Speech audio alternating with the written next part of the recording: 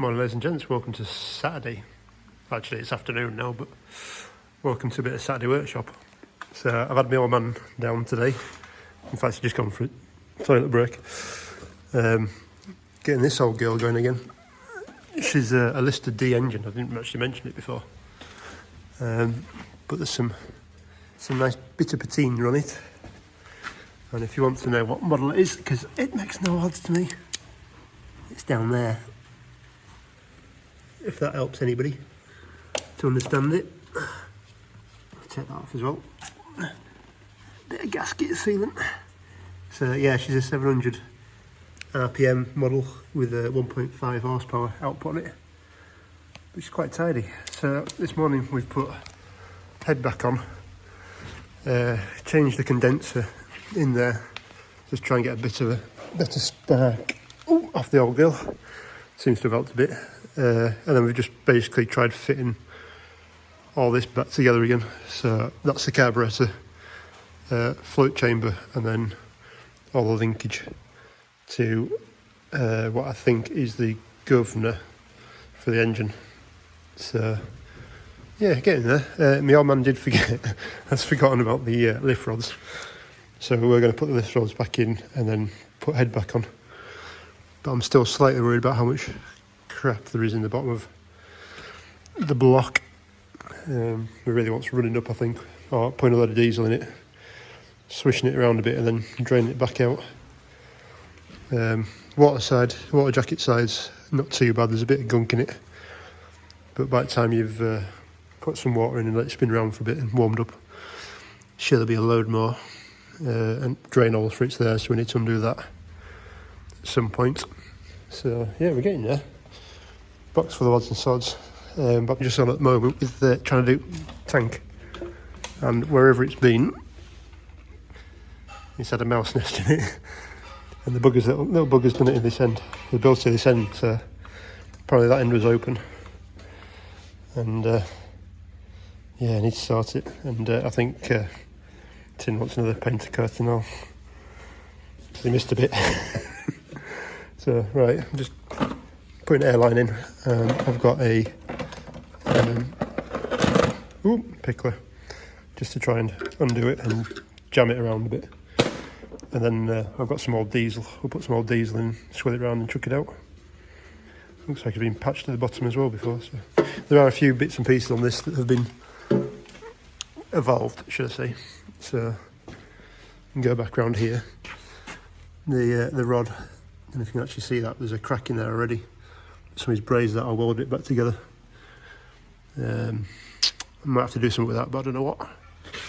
Could do with finding a full new shaft, but I'll have to leave that to my old man to do his retirement job.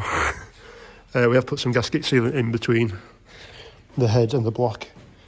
There is actually a copper fibre and then another copper in there, but we put some sealant in, so that'll do. And yeah, we'll get this tank sorted out hopefully. Head's looking a bit rough, but should be alright, a bit of its history. Right, so my old man's gone home.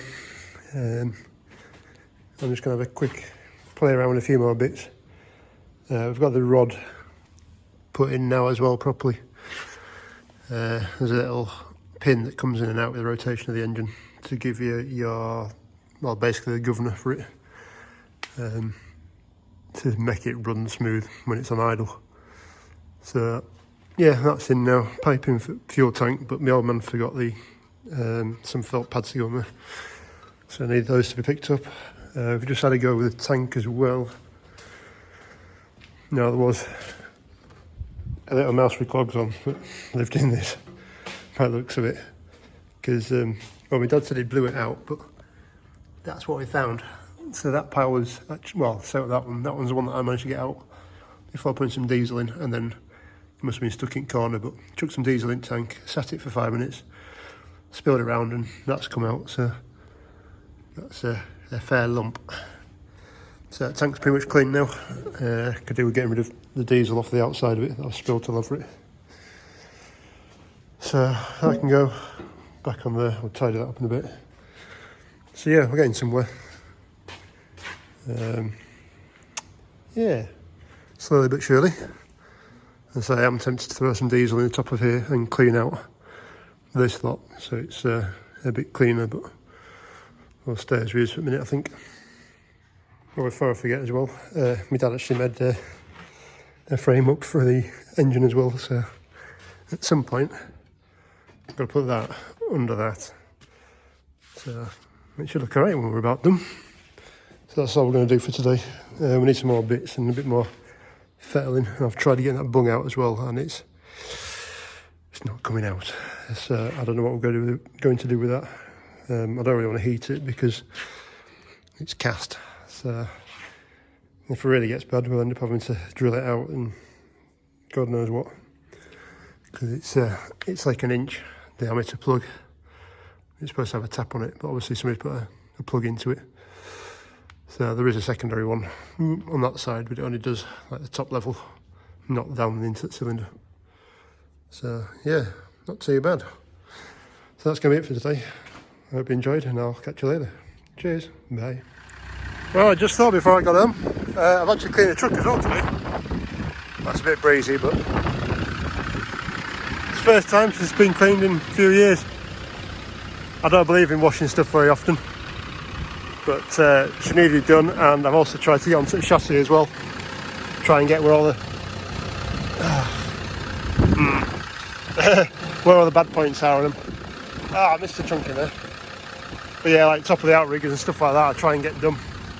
But it's not as easy on this truck as it is doing it on my tipper when I had it. But anyway, it's not a great job, but it'll do. It's got thick off, and I've just realised how much I actually need to start looking at getting a back end cross member done on it.